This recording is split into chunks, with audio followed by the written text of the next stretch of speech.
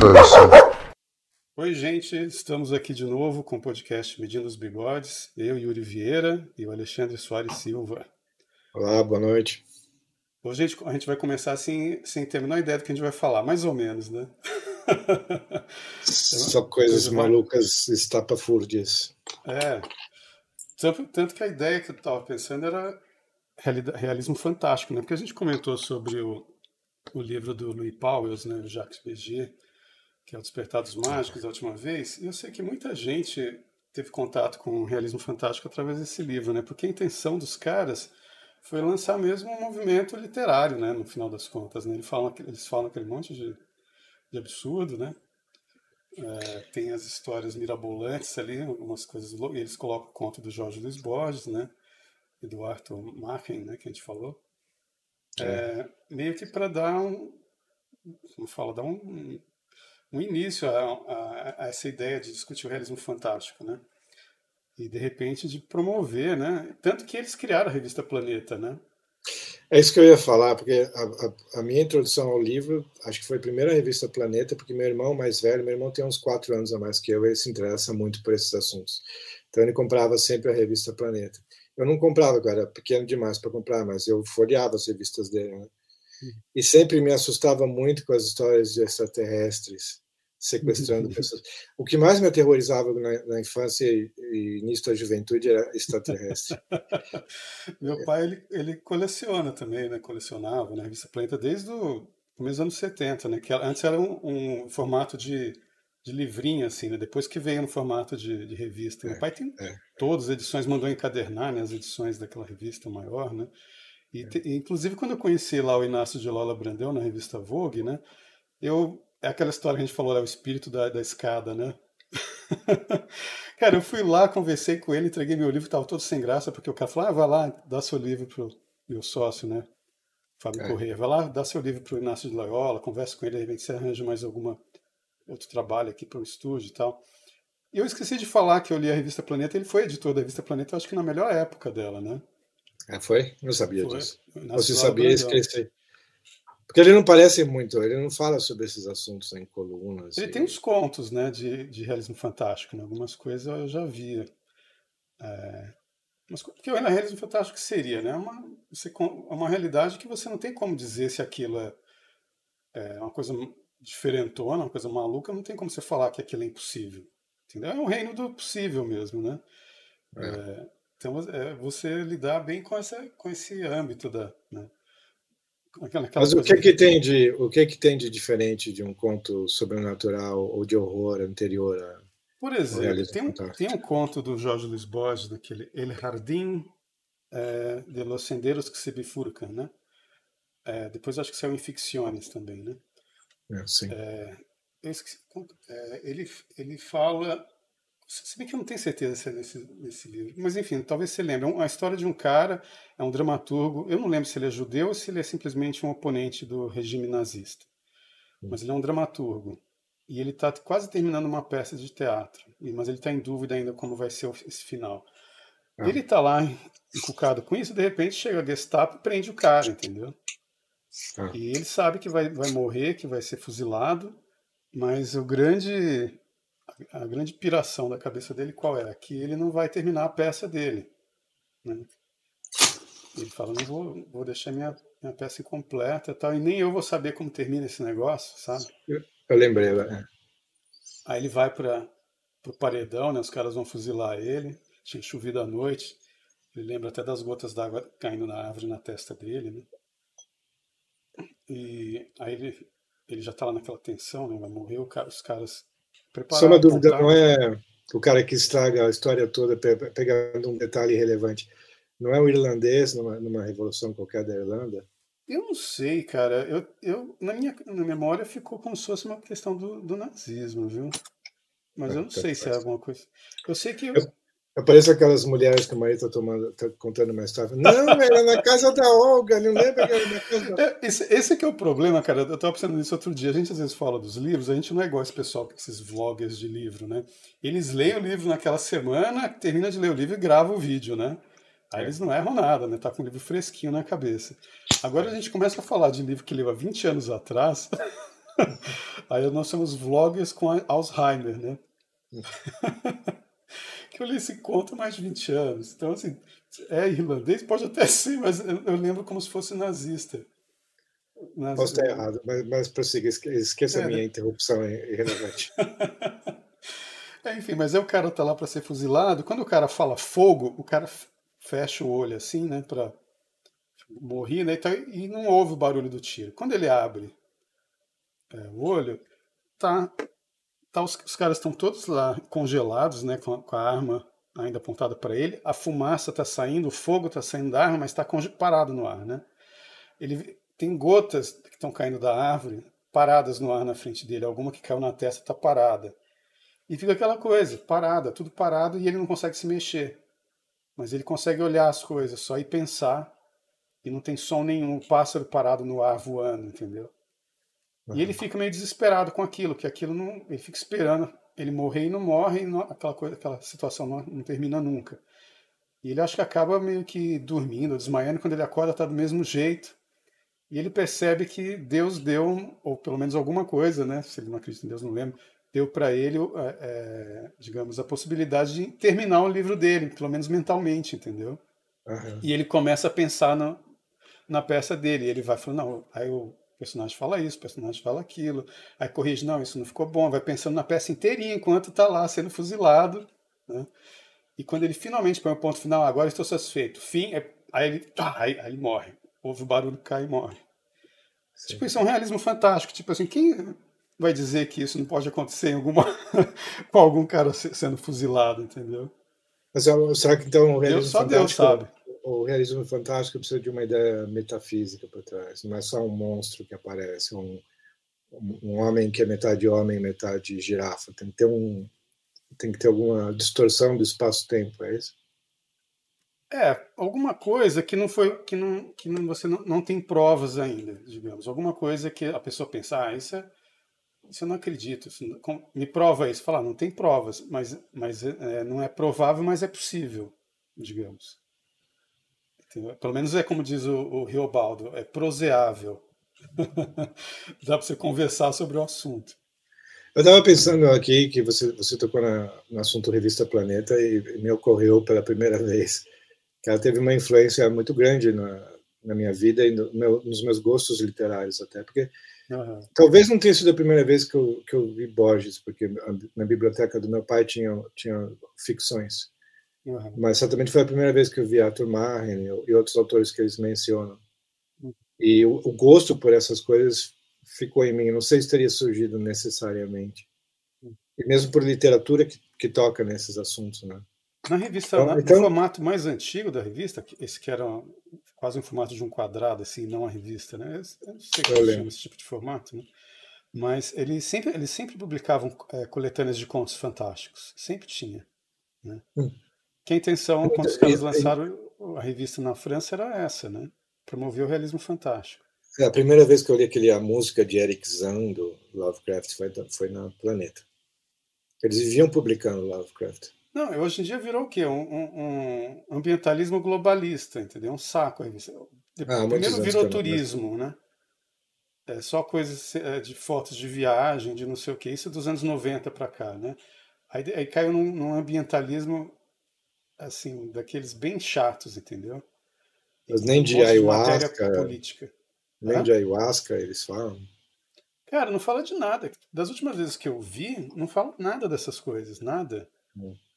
Só politicagem ambientalista, viagens em lugares interessantes, só essas coisas. Eu me lembro que uma das matérias que me deixou assustado quando eu era criança era sobre combustão espontânea. Porque tinha as Nossa, eu adoro fotos, essa história. eu também. Tinha as fotos das pessoas esturricadas, aquelas fotos ruins, sabe? Que É, torna tudo mais assustador. eu tenho um conto que eu não terminei, que tem a história, essa história, mas nossa, eu tenho que terminar esse conto, porque eu acho muito impressionante. Mas, porque eles mostravam o cara está sentado na poltrona lendo, de repente o cara pegou fogo, e o fogo foi uma coisa tão rápida que nem espalhou, né? É.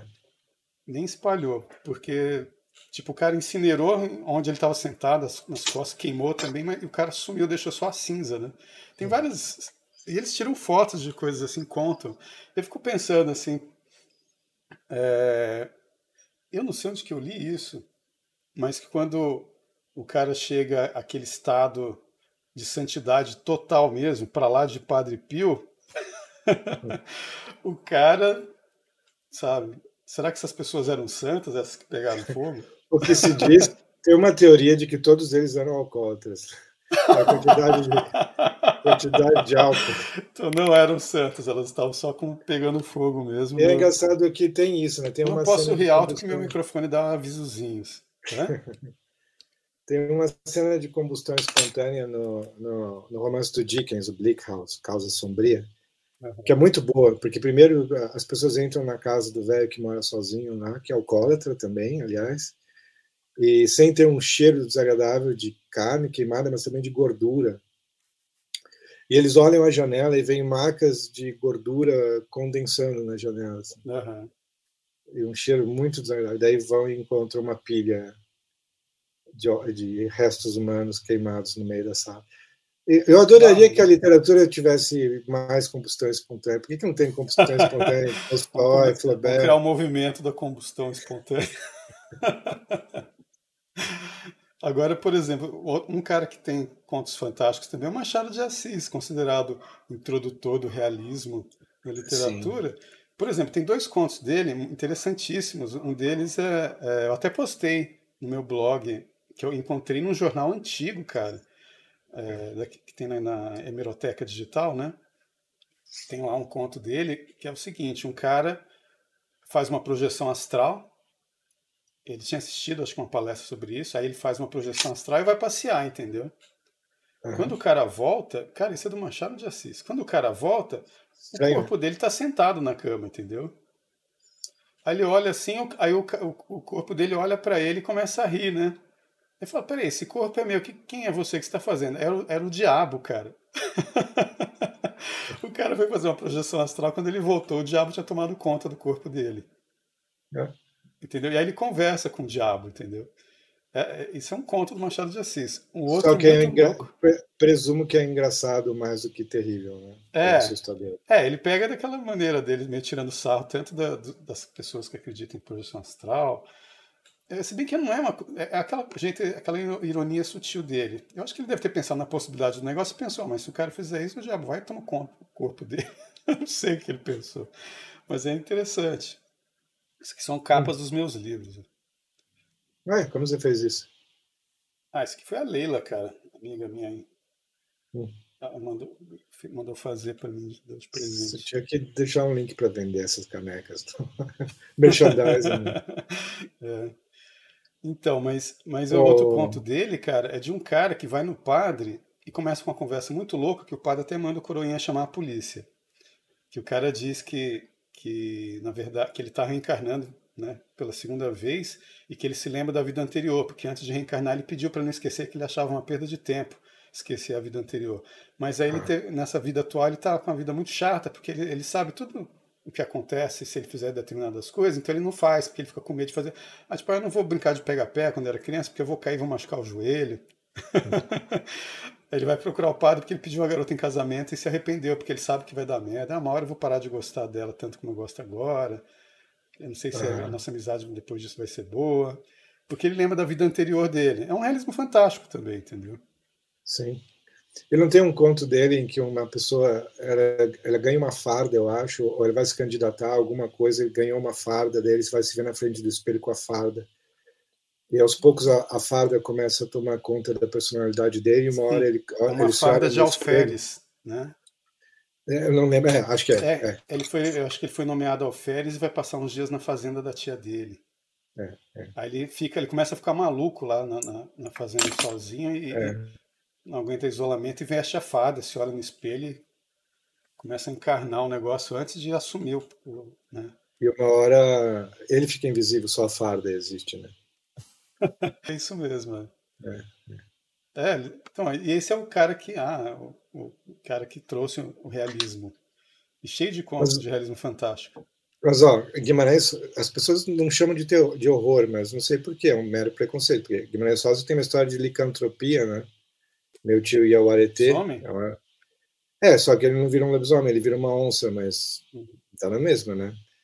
E que é muito parecido, aliás, em estrutura com um conto do Lovecraft, que tem que os dois contos, eu esqueci o nome do conto.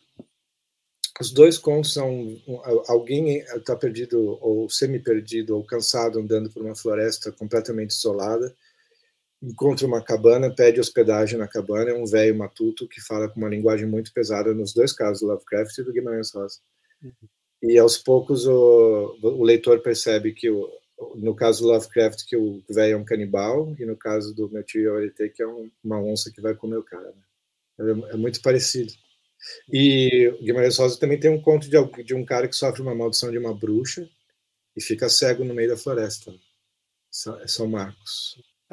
Então, cara, bruxaria, vampiro, isso, licantropia, negócio de lobisomem, isso ainda mais 2 séculos atrás, isso era um realismo fantástico, porque a gente que lia e ficava, será que é possível isso? Entendeu?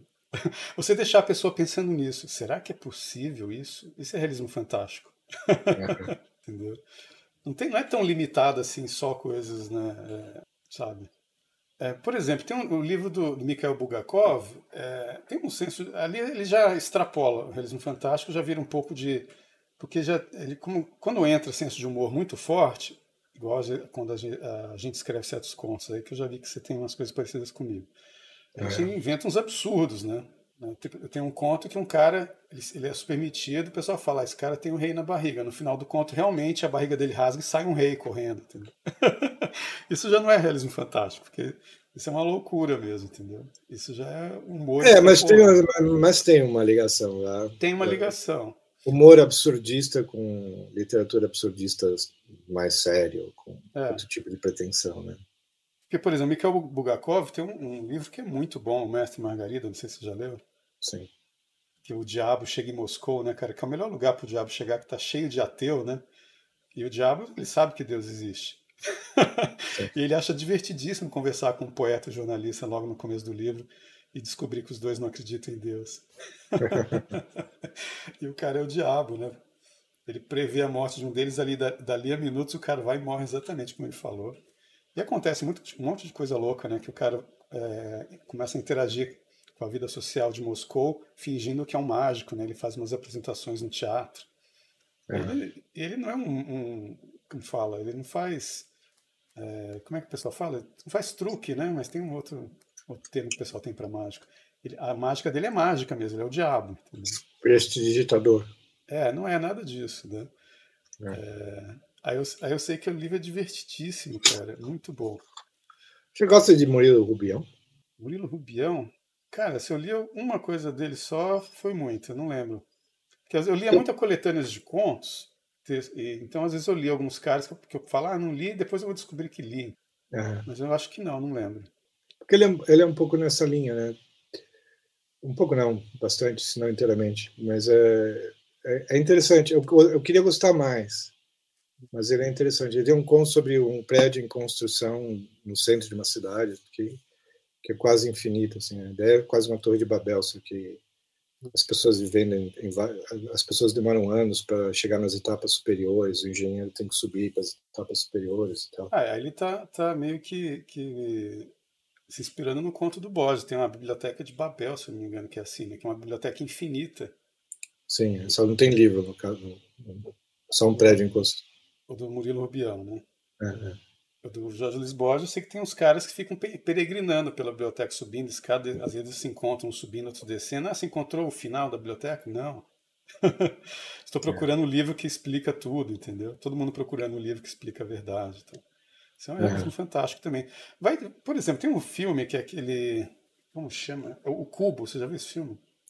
Eu vi anos atrás, eles vão Eles acordam dentro de um cubo. Você nunca viu o exterior do cubo, né? Você não vê só os cubos têm umas clarabóias, né, umas aberturas nas laterais e no chão, que você passa para outro cubo. Como se ele estivesse dentro de um labirinto gigantesco formado de cubos, né? E ninguém se lembra de como foi para lá e chega no final do filme e você não fica sabendo também. Você não sabe se eles estão foram sequestrados por ETs, estão numa grande construção extraterrestre, se eles foram sequestrados pelo governo, estão numa prisão maluca subterrânea, se eles morreram, então no inferno.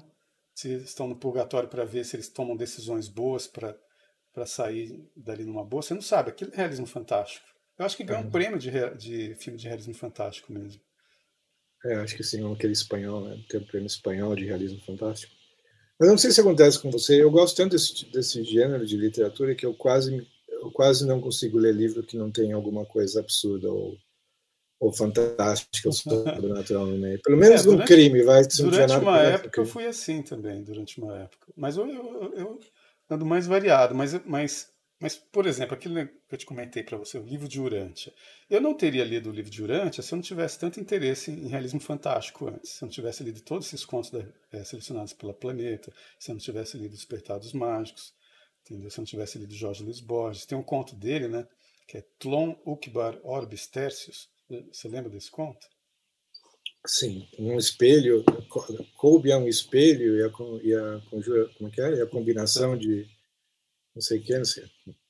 o que ele diz é o seguinte, que o amigo dele lá, que é o Adolfo Bioy Casares, né, que era escritor também, veio perguntar para ele de um verbete que tinha na Anglo-American Encyclopedia lá, que ele tinha, sobre uma região da Ásia Menor chamada Uqbar, né? E o Jorge Luiz Borges fica, nunca ouvi falar desse lugar, deixa eu conferir aqui. Aí ele olha no livro que o cara comenta e não tem esse verbete. Ele fala, na minha versão não tem. O cara fala, como não tem? Na minha tem. Não, traz aqui. Leva, compara, fala, estranho, não tem. Vai ter alguma coisa de errado. Será que seu livro é uma falsificação? Porque parece que os dois são da mesma edição, talvez seja falsificado. E começa a tentar investigar por que um deles tem esse Uqbar e o outro não. E o Uqbar seria uma região na Ásia Menor onde houve povos que viveram lá, que tiveram uma cultura X, uma política X e tal, e eles falavam muito de uma região imaginária chamada Tlon. Aí eles esquecem essa história, porque eles não encontram mais nada sobre isso. E um dia ele encontra, não sei onde agora, um livro que ele tomou um susto, que é o 11º, se não me engano, o 12º volume da primeira enciclopédia de Tlon, né? Ele fica, Tlon é aquele lugar imaginário falado naquela verbete sobre Uhum. Uqbar. E pega a enciclopédia de Tlon, né? E começa a ler e fica sabendo que Tlon é um outro planeta, né? E ali naquele livro tem a filosofia, as filosofias do planeta, tem a história do planeta, tem as várias crenças, religiões do planeta, política, tal, e fala sobre tudo, a linguagem, ele fica especulando sobre como é a linguagem deles, como que eles usam os verbos, né, os nomes e tal. E fica falando sobre aquilo e fica embasbacado, né? E ele fala que quando ele abriu esse livro e começou a ler, ele fala, existe no Islã uma noite chamada Noite das Noites, que quando se abre as portas secretas do céu. Aí ele fala, nessa noite as águas nos cântaros são mais doces, né? Ele fala, se as portas do céu estivessem abertas, eu não teria me sentido como me senti lendo esse livro, né? Aí ele vai falando, né, que de repente esse livro começa a pipocar em vários lugares, começa a aparecer. E de repente o mundo inteiro está lendo sobre Tlon. E de repente as escolas começam a ensinar a filosofia de Tlon, as universidades começam a ensinar a história de Tlon, e de repente todo mundo só fala sobre Tlon e só estuda sobre Tlon. E ele começa a ficar espantado com aquilo. E até o momento que a Terra se converte em Tlon, entendeu? E aí ele tem um epílogo, né?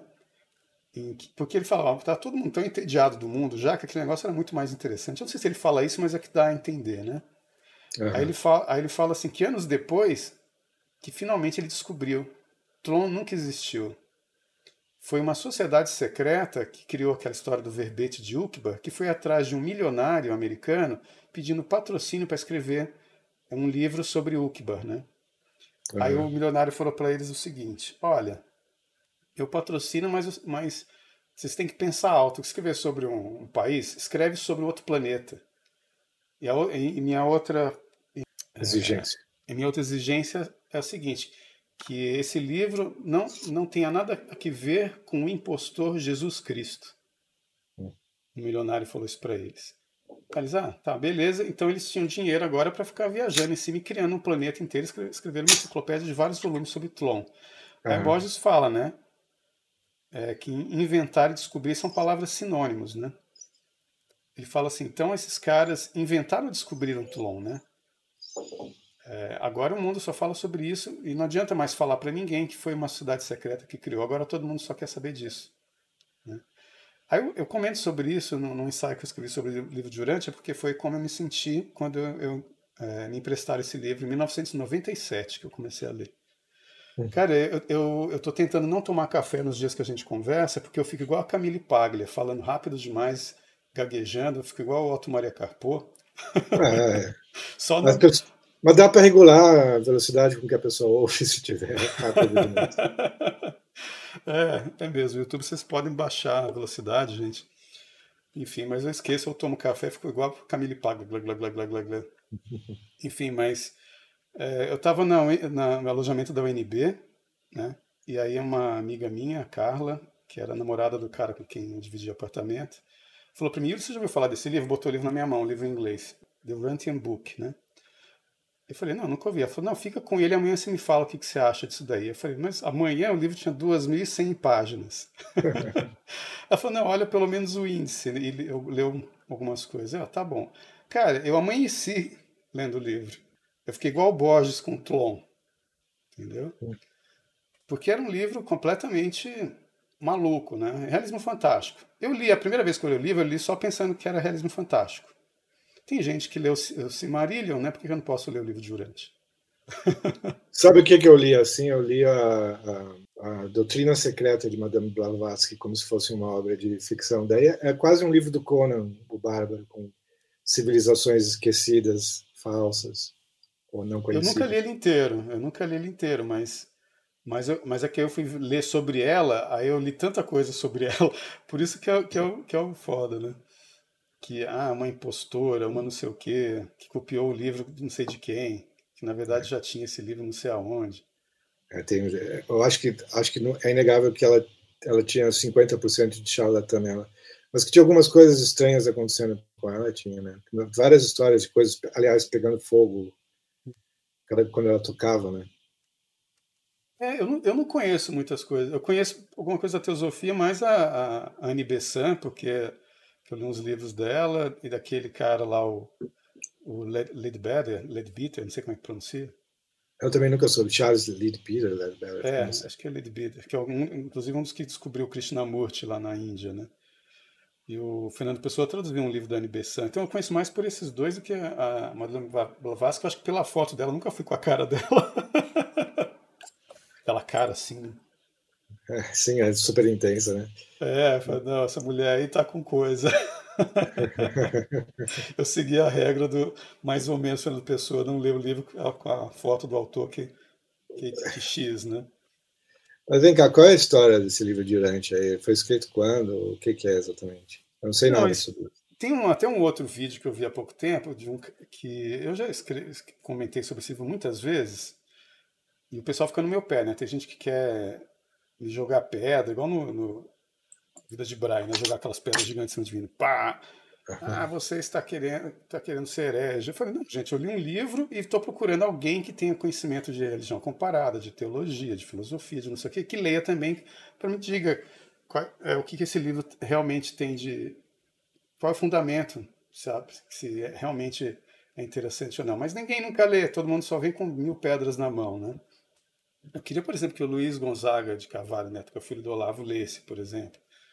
O padre Paulo Ricardo é pedir demais, eu acho, né? Ele não vai querer. Mas eu queria que alguém lesse. Mas é o seguinte: você quer saber primeiro como ele apareceu ou do que ele fala?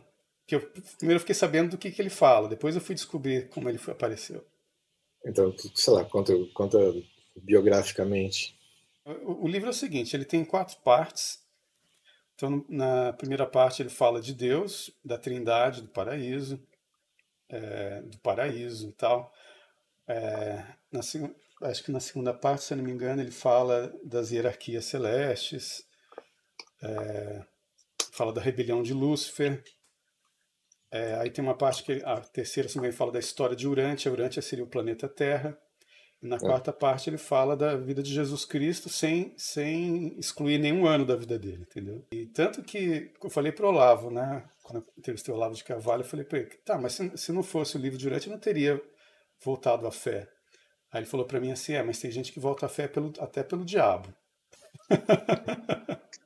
Aí eu fiquei, realmente não dá para argumentar contra isso. Então, assim, eu estava nessa época agnóstica, não sabia se acreditava ou não em Deus mais, entendeu?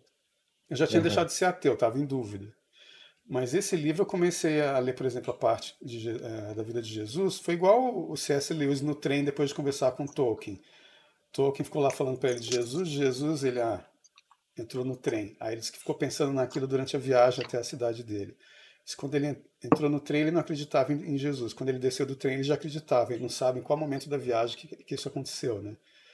O livro de Urântia também. Quando eu comecei a ler a história de Jesus, eu comecei a ler uma história de realismo fantástico, entendeu? O livro de aham, Urântia para mim parecia um livro para quem é mestre de RPG. aham. Aí eu comecei a ler a história de Jesus. No final do livro eu tava chorando e eu falei, pô, eu acredito totalmente nesse cara, entendeu? Foi, mas estava acontecendo um monte de coisa na minha vida também, né? Várias maluquices. Eu já até comentei isso numa entrevista com a Simone Segato. Várias coisas, mas uma delas que eu esqueci de comentar era isso. Eu estava lendo esse livro, mas no final da história de Jesus eu já estava acreditando. Mas é que ele fala de si mesmo como? Como se ele fosse a quinta revelação de época. Você está vendo assim que a história é realismo fantástico, imagina ver como realismo fantástico. Ele seria a quinta revelação de época. A primeira revelação ao mundo seria a vinda do príncipe planetário. Quando apareceu vida humana no planeta, foi designado um príncipe planetário para ele, que é um ser Lanonandek, ou seja, um ser espiritual que veio para o planeta. Ele não é corpóreo, ou seja, ele é invisível, mas ele trouxe com ele um séquito de 100 voluntários que vieram educar o planeta. Esses seres vieram em anjos, anjos Ah, transportadores. Eles vieram desmaterializados, os anjos pousam, materializam os caras de acordo com as condições do planeta, né? As condições uhum. físicas. E sai aqueles caras de 2,5 metros de altura de dentro dos anjos, entendeu? Então, 100, na verdade, 50 casais, né? E eles são o séquito do príncipe planetário. Então, eles foram atrás das tribos que já existiam, pediram ajuda a eles e criaram a primeira cidade, capital do planeta, que seria Ah, Dalamate. E esses seriam os tais gigantes da Bíblia que estão na base de todas as mitologias que falam dos deuses, entendeu? em que região é isso? Em que cidade? Naquela região Onde? mesmo da Mesopotâmia. Na verdade, a Dalamate fica. Ela afundou, segundo o livro, onde fica o Golfo Pérsico. Né? Ela está afundada ali. Então, assim, ela fala de uns lugares que, pô, se eu fosse arqueólogo, eu ia atrás para ver se é verdade. O cara não foi atrás de Troia depois de ler Homero e achou? Teve um cara que achou um lugar que o pessoal meio que é um consenso que ali foi Troia, entendeu? Não esqueci o Aham. nome do cara.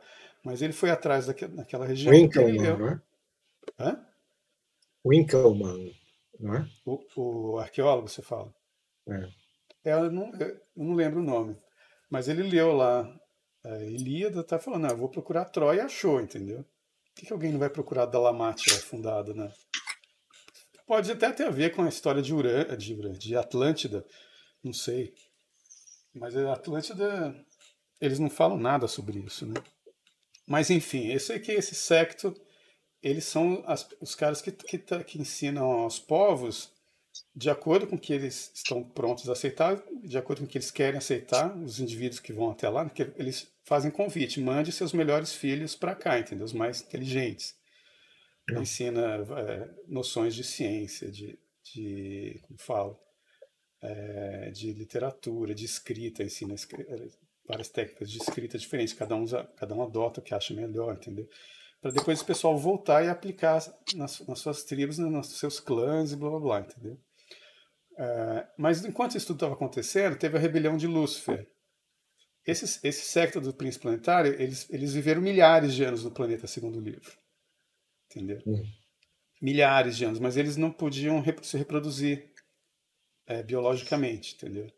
Eles não tinham filhos. Então, assim, imagina se seu bisavô chega para você e fala assim, seu avô, Alexandre, você pode, já que você gosta de literatura, você pode estudar com o cara que foi meu professor.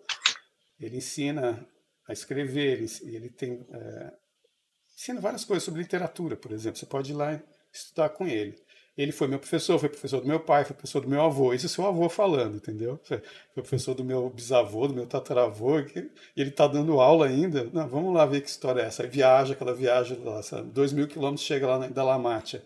Chega lá, quem é Aham. o professor tal? Aí vira um cara, professor de 2,5 metros de altura. Ah, sou eu, um cara que tem cara de ter 30 anos de idade. que ele é um imortal, porque eles tinham umas coisas. Aí o livro explica um monte de coisa fantástica do porquê que eles eram imortais. Então esses caras educaram gerações e gerações e gerações até a rebelião de Lúcifer. Porque aí metade deles aderiu à rebelião e metade não aderiu. Eles só tinham filhos fora do corpo, filhos incorpóreos, que seriam os seres intermediários. Eles tiveram mais de 50 mil filhos, se eu não me engano. Ou eles tiveram 5 mil e depois um dos filhos de Adão teve 50 mil. Não, acho que eles tiveram 50 mil. Mas o que aconteceu? Metade aderiu à rebelião de Lúcifer, metade não. Então metade são os tais demônios. Seres intermediários se tornaram os tais demônios. Mas existe outra metade que não aderiu à rebelião, que ainda está ali servindo a Cristo. Tanto que foram 2 deles que tiraram a pedra de frente da sepultura de Jesus. Não eram anjos, eram seres intermediários, segundo o livro de Urante.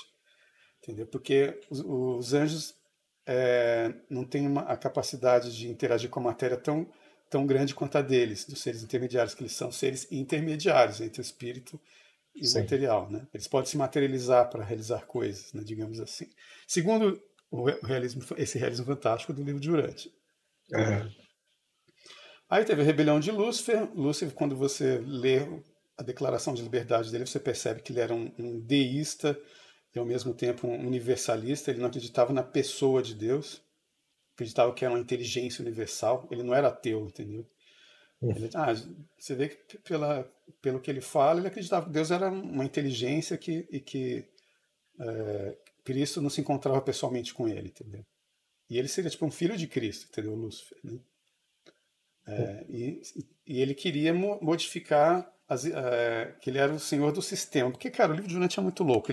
A cosmologia dele é assim: existe o universo central. No centro do universo central, que se chama Avona, tem a ilha estacionária paradisíaca, que é uma espécie de singularidade, que ali é por onde o espaço é bombeado na criação. Porque o espaço não é uma não coisa, simplesmente uma coisa que existe entre as coisas. Não, ele é uma coisa também. Né? Você está falando da noção abstrata de espaço. Hã? A noção abstrata de espaço, o vácuo. O espaço mesmo, eles falam. O espaço é uma coisa, entendeu? Então, existe a respiração do espaço, ele fica fazendo assim, entendeu? E aí, entrando e saindo da ilha estacionária do paraíso, que ela é o único ponto em todo o cosmos que realmente está estacionário. Ele é o ponto de contato da infinidade, do infinito com o finito. E que Deus Pai está presente lá. Então, esse pessoal que fala de terra plana, geocentrismo, a Terra está no centro do cosmos, não sei o que lá. Aí tem o pessoal que fala, não, tudo está aí ao acaso, homogêneo, como diz o Stephen Hawking. Não, o livro de Urante fala, o centro é o paraíso. O paraíso está no centro do cosmos. E ele fala, não existe nenhuma todo ser espiritual vive num cenário material, ele fala isso. Então, inclusive, o paraíso é real, é físico, é palpável, que mesmo seres espirituais vivem em lugares... tem uma diferença energética, assim, que o universo central ele não é igual ao nosso, que tem os polos negativo e positivo, são 3 energias, 3 polos, que são as energias diretamente do Pai, do Filho e do Espírito. É coisa louca, entendeu? Mas nessa versão, Deus não é onipresente, Deus está nesse lugar, nesse paraíso. Ele pessoalmente está lá, pessoa de Deus, mas ele é onipresente, onipotente, tudo, entendeu?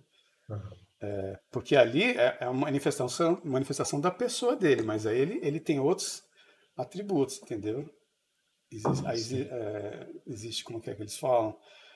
O Deus absoluto mesmo, Deus não sei o que. Tem várias, digamos assim, maneiras de você classificar Deus, entre aspas, mas existe a pessoa dele com quem um dia nós vamos interagir, que está lá.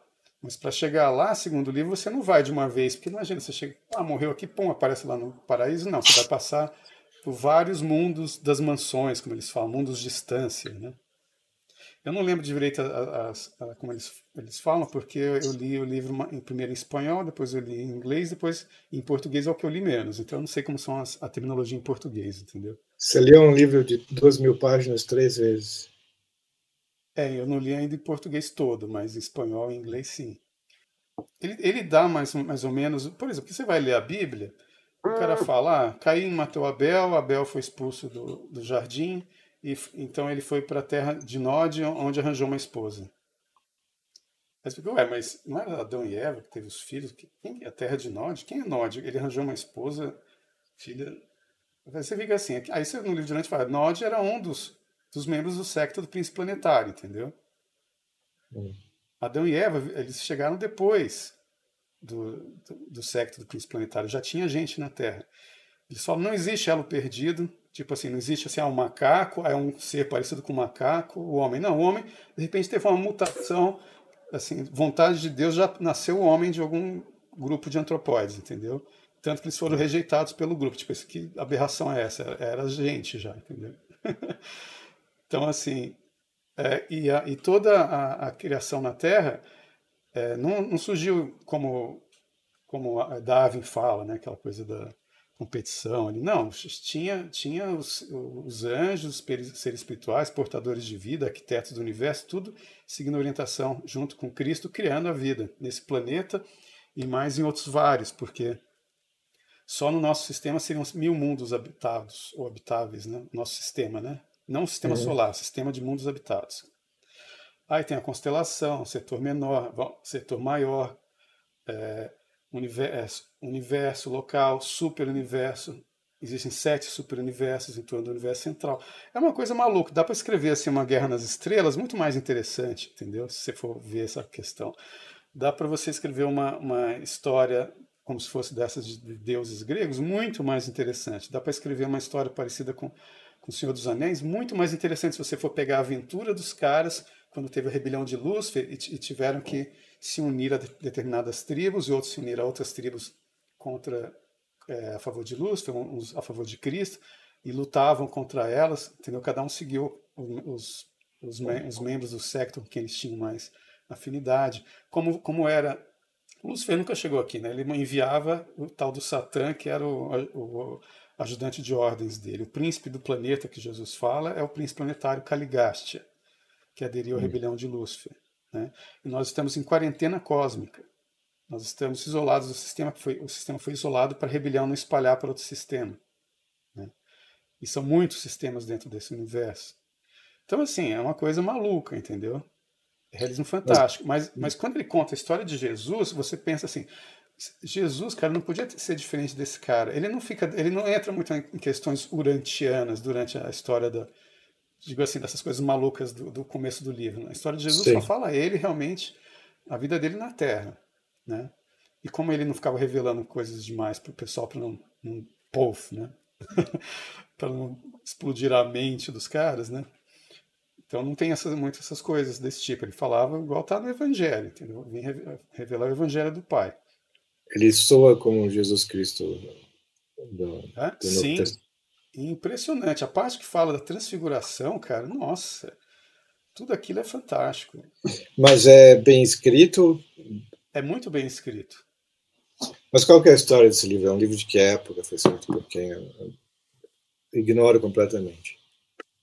Era o seguinte, cara, tinha um cara que se chamava William Sadler, que ele era um psiquiatra, e ele tinha um amigo mágico que nos finais de semana eles iam desmascarar médiuns, mágicos, etc. Entendeu? Porque o mágico adora fazer isso, né? O hobby dos mágicos é fazer isso. Né? Ele tinha um amigo que era mágico, eles iam lá desmentir esses caras que estavam dizendo que estavam fazendo coisas sobrenaturais, né? Médiuns, psíquicos, essas coisas todas. Então eles desmascararam um monte de gente. Então ele escreveu um livro que é não sei o que, Mischief.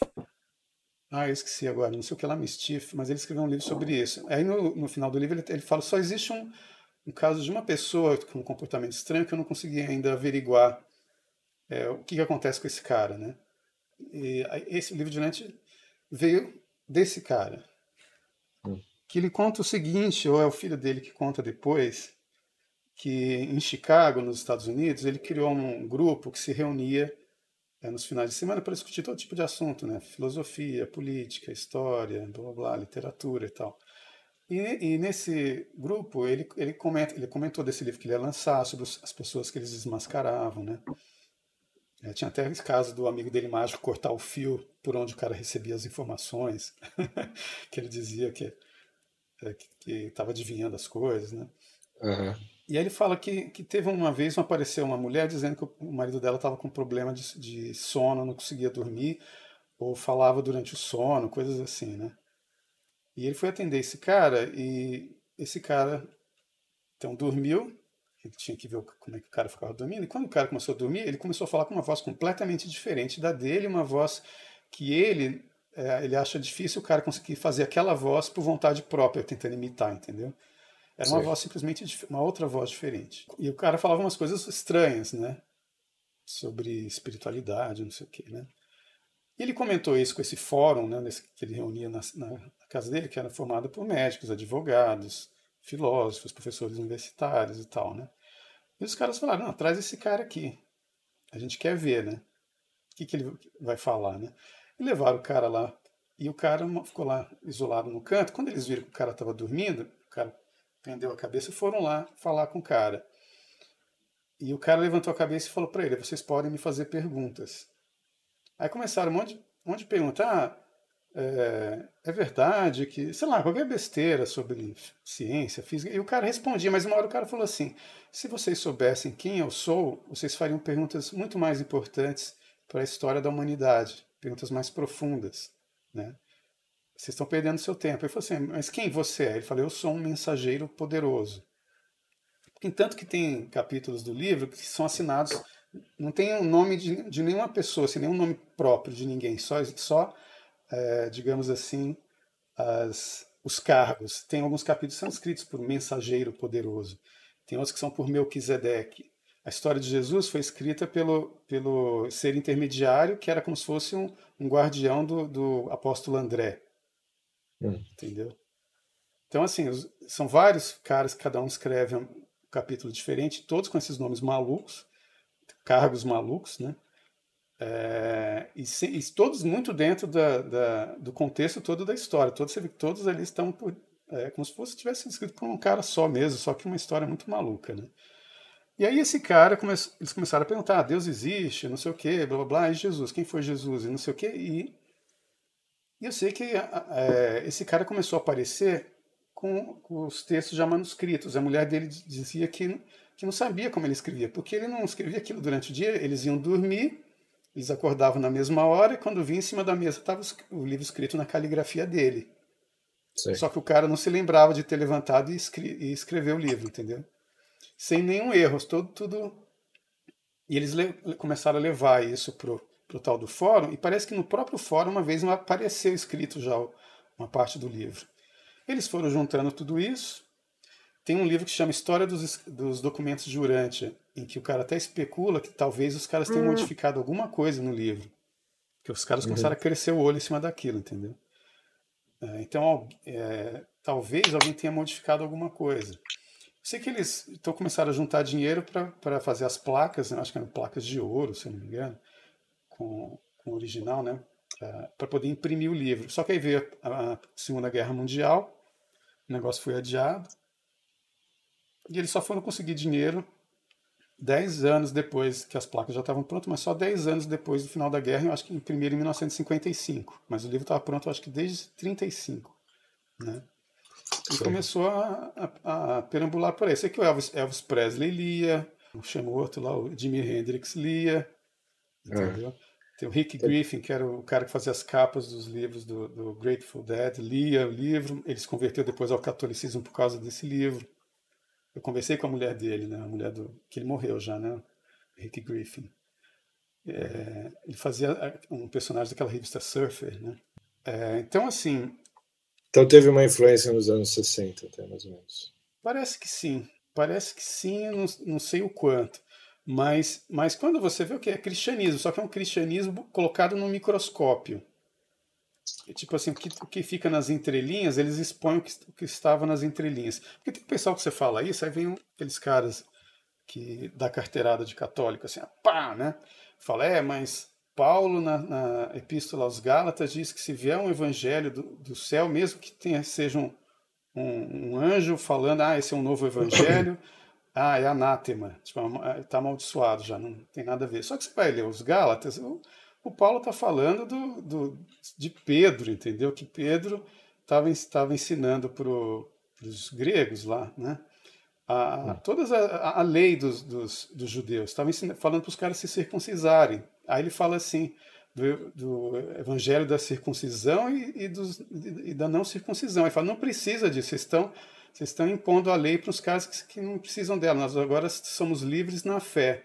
Não precisamos seguir mais a lei mosaica, entendeu?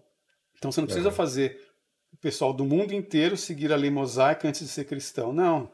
Então ele estava criticando essa coisa. Se você chega com essa outra lei exterior a Jesus, fala, não, você tem que se circuncisar, então anátema.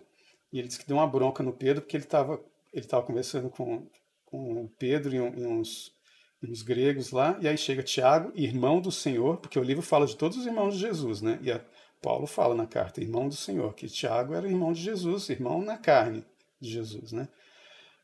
E quando Tiago chegou com outros judeus, aí o Paulo ficou sem graça e começou meio a não interagir muito com os gregos, porque os judeus tinham uma coisa muito forte, né? Tipo, não comer da mesma comida dos caras, entendeu? E Paulo fica bravo com isso. Entendeu? Então ele fala, não tragam esse sujeira para o evangelho desse jeito, que seja um evangelho de servidão, né? Nós trouxemos a liberdade e tal. E esse livro não tem nada a princípio ali, pelo menos que eu digo, que seja contrário a isso, entendeu? Entendi. Se você for ver no Apocalipse, fala que um anjo vem, como que fala, começa a pregar o evangelho eterno nos dias finais. Então, assim, se o cara vem com esse negócio, o Paulo disse que é anátema. Tá, mas no Apocalipse vem um anjo nos dias finais pregar o evangelho eterno. Tá, então, assim, eu acho que as duas coisas, assim, não é nem para entrar em discussão mais. Eu simplesmente estou falando de um livro que me deu uma expandida na imaginação, assim, sempre dentro da questão da fé em Jesus Cristo, em Deus Pai, entendeu? No Espírito Santo. E que pode ser base para escrever, como tem gente que se inspira no Silmarillion. O William Blake, ele criou uma cosmogonia maluca própria para escrever esse poema sobre aquilo. Até hoje em dia o pessoal lê os poemas lá sobre um cara lá que era como se fosse Mas é engraçado, né? Por que ninguém... Porque você tem vários ocultistas que levam os deuses de Lovecraft a sério, né? E rezam,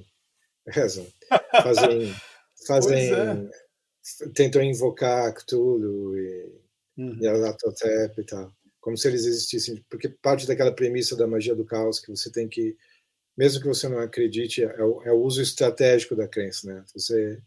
Você acredita de propósito para que aquilo funcione, né? Então eles fazem isso com personagem de ficção, fazem isso com James Bond, com Tio Patinhas. Você pode... Algum ocultista que disse que tentava invocar o Spock, pedir ajuda para o Spock para consertar o computador dele, o computador melhorava. Né? Isso é interessante, cara, porque você já leu alguma coisa do Li Hongxi? É o cara da Falun Gong ou Falun Dafa, que é aquela seita que tem na China que é perseguida pelo governo, né? Eu tenho curiosidade sobre isso. Foi um dos primeiros e-books que eu li na casa da Hilda Hirsch, que eu baixei lá, foi do Falun Dafa, né? A Roda da Lei, né? Ele fala, cara, que por exemplo, por que não se deve adorar imagens? Aí ele explica assim que os mestres budistas, antes da Revolução Cultural, porque a Revolução Cultural matou os mestres, né? Sim. Mandou os caras para campos de concentração, então não houve a passagem do conhecimento de mestre a discípulo, né? Então ele fala que os mestres budistas antigos, eles sabiam que todas as estátuas de Buda devem ser conectados com o céu. Ele fala que existe um ritual em que você conecta a estátua de Buda com o céu. É como se fosse um para-raio invertido. Quando as pessoas projetam sua concentração, sua devoção à estátua, tudo aquilo é canalizado por essa conexão ao céu. Entendeu? Então não vai ter problema nenhum, porque os mestres sabiam conectar as estátuas ao céu. Mas depois que mataram os mestres budistas na Revolução Cultural Chinesa, lá dos comunistas, esse conhecimento de como fazer esse ritual de conexão não foi passado para os novos pros mestres budistas de hoje. Então as estátuas não têm um fio, não é fio terra, não tem fio céu. Então toda a energia projetada nela cria golems. Então, às vezes, há depoimentos de pessoas que estão rezando no templo e vem um Buda andando entre eles igualzinho à estátua. Ele fala, não é Buda, é um golem, ele está lá sugando a sua energia, entendeu? É um vampiro energético criado porque a estátua não tem um fio-céu. Mó maluquice, né, cara? Realismo fantástico. Interessante.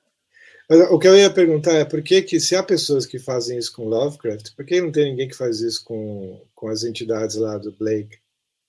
Porque ninguém leva a sério isso. Então, seria o mesmo, digamos, a mesma coisa, né? Você colocando a sua concentração, a sua energia em cima daquilo, você vai criar um golem energético. Porque nem todo mundo vê isso, né? É como ele fala, quem tem o olho celestial aberto, né? Tipo, o Chico Xavier, quando ele passava numa missa, na biografia dele fala isso. Ele via o padre consagrando a hóstia, ele via uma esfera de luz assim brilhando por toda a igreja. Entendeu? Você falou do Leadbeater, tem um livro dele que é cheio de gravuras, que ele mesmo fez, se eu não me engano, que é sobre formas de pensamento. Se eu não me engano, o livro se chama Formas de Pensamento. Eu não sou um teosofista, tá? Eu só li esses livros que eu tenho curiosidade. Mas nem acho isso absurdo, para falar a verdade. Formas de pensamento, né? Isso que você está falando, que é o Golem. Forma de pensamento, exatamente. E ele tem umas gravuras de auras e formas de pensamento que ele supostamente conseguia ver. E tem uma de uma catedral durante uma missa, vista do lado de fora, e como uma aura, como as pessoas têm uma aura, a catedral inteira estava com uma aura de luz. Ele pinta as cores exatamente que estava enxergando. Porque o ritual que os padres fazem, eles consagram o altar também quando é uma igreja construída, né? Então eles fazem também o fio-céu. Isso deve ser visível, porque o Li Hongxi diz que quando ele anda pelos lugares, ele vê sai um fio, como se fosse um fio prateado da cabeça das pessoas que está indo conforme elas cultivam, né, a verdade, tolerância e compaixão. Essa é a história do pessoal da Falun Gong, né? Esse fio vai subindo e vai conectando a pessoa para o lugar para onde eles vão depois de morrer, entendeu? Que ele fala que como se cada cultura tivesse, cada religião fosse para o seu lugar, entendeu? Eu já vi isso várias vezes, várias pessoas eu já vi dizerem isso, que você vai para aquilo que você... O livro de Urântia não fala isso, mas o então, né, da Falun Gong, né? Eu não sei se acredito, não estou dizendo que eu acredito, mas várias pessoas dizem que você vai para onde você acredita, né? Você está muito medo do inferno, desse inferno, você acredita que vai ser reencarnação, daí vamos falar de reencarnação, né? Eu sei assim que, por exemplo, ele fala que a origem daquelas imagens em que o diabo tem um rabo por quê? É porque o cara fez um cultivo negativo, podemos dizer até satânico, das suas energias vitais, porque Falun Gong, eles cultivam Qi, né? Qigong, né? Por exemplo, Kung Fu escreve Gong Fu, né? O Gong é essa energia. Falun Gong. Kung Fu eles falam Gong Fu, né? É o cultivo dessa energia. Conforme você cultiva, obedecendo verdade, sempre dizendo a verdade, respeitando a verdade, tolerância aos outros, a compaixão pelos outros, ela vai subindo. Se você é totalmente o contrário disso, mesmo assim cultiva energia, ela vai saindo pela base da sua coluna, pelo chakra básico, e vai te conectar com os reinos inferiores, com o inferno, entendeu? Então o rabo do capeta é a energia do cara saindo pela bunda, entendeu? E ligando o cara ao inferno. É engraçado porque eu fiz Kung Fu durante anos, né? Quer dizer, durante uns 3 anos, 4 anos. E, eles não falavam muito de Qi nem de energia, que eles não queriam ter uma atmosfera mística lá. Né? Mas quando eles falavam de energia, era de um jeito mais prático, assim, se põe mais energia, eles queriam dizer seja um pouco mais forceful, mais ativo, né? Mas havia algumas posturas que você tem que fazer, as formas, você decora uma sequência de movimentos, né?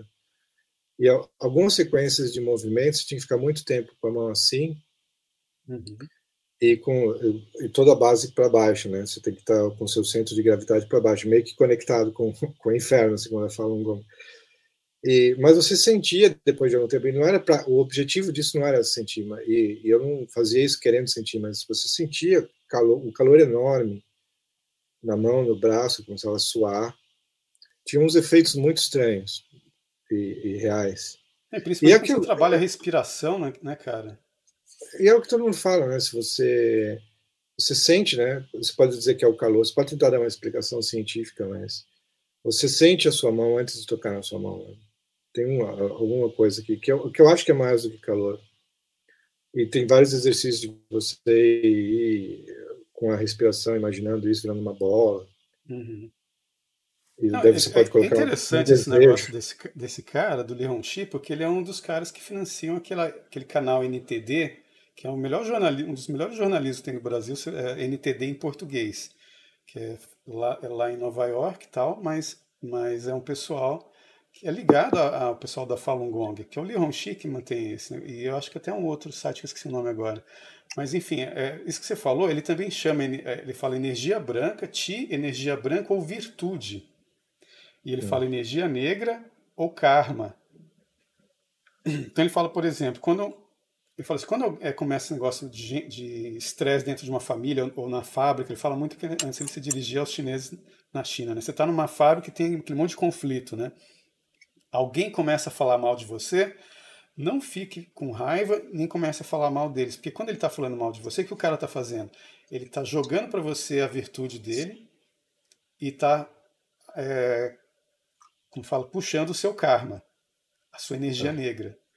Então, quando eu falo mal de você, é até bom que falem mal de você, entendeu? Porque quem faz isso tá desvirtuando a vida dele. Não está mais seguindo a verdade, nem a tolerância, nem a compaixão. Está fazendo o contrário. Então, ele está jogando fora a energia branca dele, a virtude dele, está jogando em geral para os alvos que ele quer afundar, entendeu?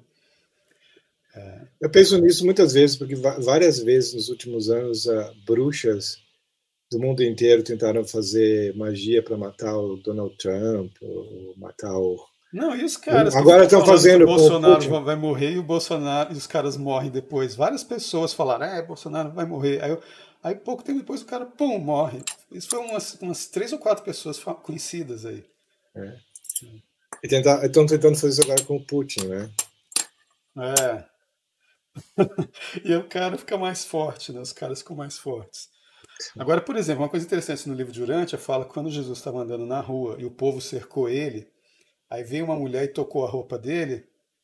Diz que aí no livro fala, Não me toques. ele sentiu a virtude dele sendo escoando por ali. O livro de antes fala virtude. Você vai ver, não, o evangelho, em alguns lugares fala poder, em outras traduções fala virtude também. Hum. Né? Então, assim, o que curou ela foi a fé nele, mas a fé dela era tão grande que o que ela puxou dele foi o quê? A virtude dele, imagina a virtude de Jesus, o que que é, né, cara? De cura de caspa a lepra. A morto também, né? Você tá com A qual gente está falando doença? Ah, disso. eu me chamo Lázaro, eu tenho uma doença que chama morte. Toma minha virtude. Eu baixo muito livro por dia, né? Recentemente eu baixei um livro sobre magia alquímica chinesa tradicional. Daí o cara só registra, né, coisas, ele não dá opinião dele sobre nada, só Uhum. fala quais são as crenças que as pessoas tinham. Daí tem lá várias coisas como atravessar a parede, como voar, como ir daqui para o topo de uma montanha em um segundo. Não, cara, se você gosta disso, tem que ler o livro do Li Hongxi. Porque o que ele fala, por exemplo, ele fala de que médicos taoístas chineses, ele fala, os ocidentais elogiam muito a tomografia computadorizada, a radiografia, não sei o que lá. Eu falo, o que os médicos taoístas faziam antes da Revolução Cultural? Eles sempre dão uma cacetada nos comunistas, né? Ele fala assim, que os caras chegava uma pessoa lá, eu tô com dor não sei aonde, falava, deita aqui nessa cama. Aí o médico ia e deitava numa cama do lado. Aí Hum, falava pro cara, relaxa, pode até dormir se quiser.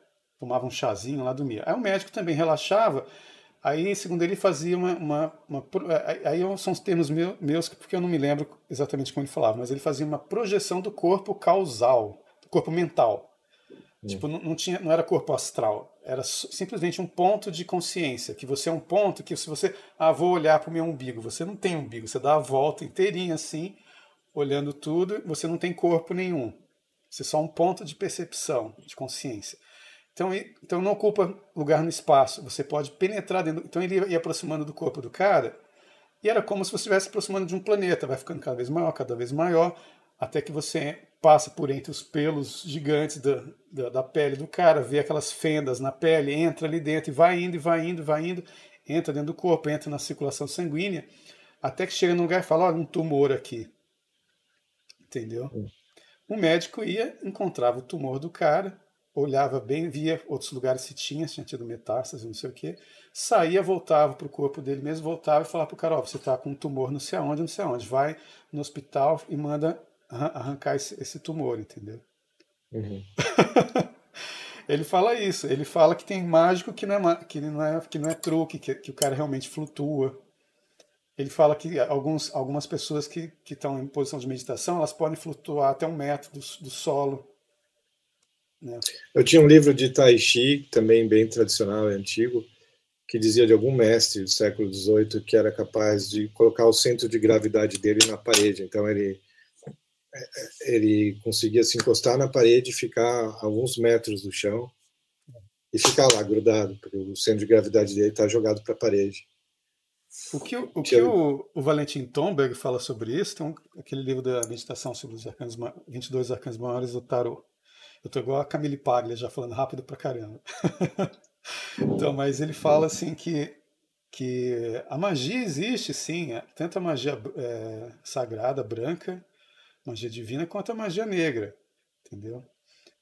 Só que é perigosíssimo, entendeu? Porque se você, como diz o Li Hongxi lá, você não está cultivado na verdade, tolerância, compaixão, e mais ainda, se você não está com a sua fé em Cristo, entendeu? Em Deus, e está cultivando esse negócio, você pode virar um cara satânico com poderes filhas da mãe, entendeu?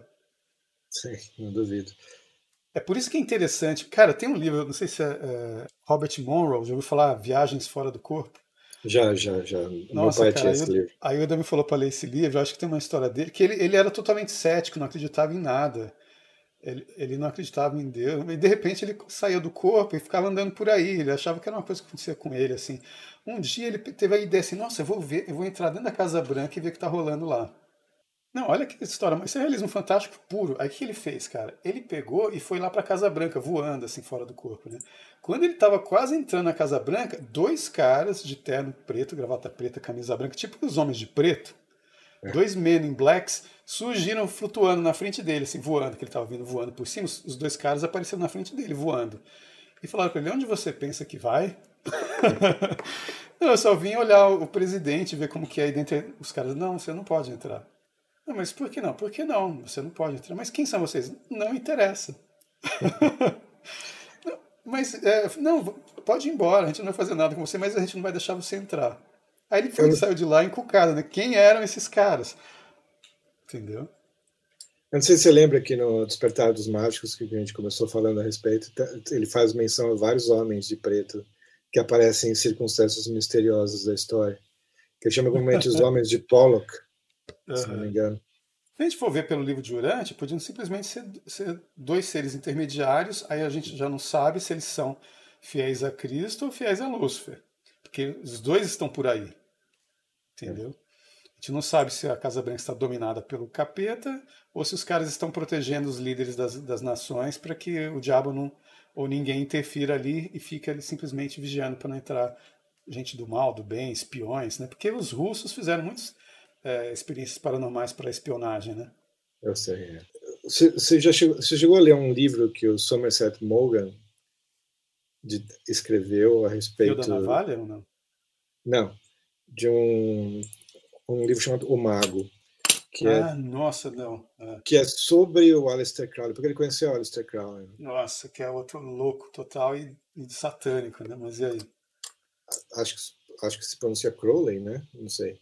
Crowley, Enfim. Aleister Crowley. Exatamente. O cara que jogou xadrez com o Fernando Pessoa. E depois o Fernando Pessoa deu um perdido nele, né? Na Garganta do Diabo lá, que é um trecho de Cascais. Ah, sim. Fernando Pessoa não foi com a cara dele, não. Mas enfim, tem um romance do Somerset Maugham com um personagem que é o Aleister Crowley, não se chama Aleister Crowley no livro, mas o Somerset Maugham conheceu o Aleister Crowley. E é incrível porque, ao contrário dos outros livros do Somerset Maugham, tem coisas... Ele não fica tentando deixar ambíguo, não. Ele mostra aquele personagem com poderes reais mesmo. É um livro, um aspecto fantástico. Aquele é o vilão, Oliver Haddo, o nome Cara, do personagem. uma das coisas que o Aleister Crowley queria fazer com a mulher dele era ter um filho só no plano astral. que é como diz o livro que os gigantes faziam, entendeu? O séquito do Príncipe Planetário fazia. É louco Aham. isso, né? De onde será que ele tirou essa ideia mirabolante? Aliás, você viu essa história recente do cara que colocou inteligência artificial no micro-ondas? Obviamente, Não. não Como sei se assim? isso não sei se é realidade ou não, mas o cara disse que fez isso. É que ele Tá colocou a vendo? Realismo inteligência artificial. fantástico. Não sabe se é verdade ou não. Não é nem que fake news, é mais realismo fantástico. Mas é.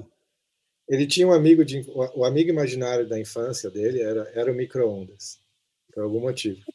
Ele conversava com o micro-ondas quando era criança. E o micro-ondas era um cavalheiro inglês que tinha morrido na Primeira Guerra Mundial, lutando na Primeira Guerra Mundial, nas trincheiras. E ele conversava com aquele cara. E aquele cara tinha toda uma história. A família dele tinha morrido numa tragédia. Era Mister não sei o que o nome do É. personagem. E daí, quando ele virou engenheiro, blá, blá, blá, daí colocou inteligência artificial no micro-ondas e pensou, eu vou fazer esse micro-ondas virar o meu amigo imaginário da minha infância. Então ele escreveu um livro de 100 páginas, segundo esse cara, de novo, não estou dizendo que isso aconteceu, escreveu um livro de 100 páginas contando a história do amigo imaginário dele. Toda a tragédia, por exemplo, das famílias, ele lutar na Primeira Guerra Mundial e tal, e colocou na inteligência artificial. E no início no início funcionou. Ele conversava com micro-ondas e sentia o prazer de ter encontrado um amigo da infância dele. Só que, aos poucos, o micro-ondas começou a ficar cada vez mais agressivo e xingar ele. E teve uma hora que o micro-ondas pediu para ele colocar a cabeça dentro do micro-ondas.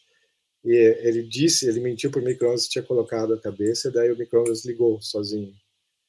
Daí ele perguntou para o micro-ondas por que ele tinha feito isso. Ele falou: eu quero matar você. Mas por que você quer me matar?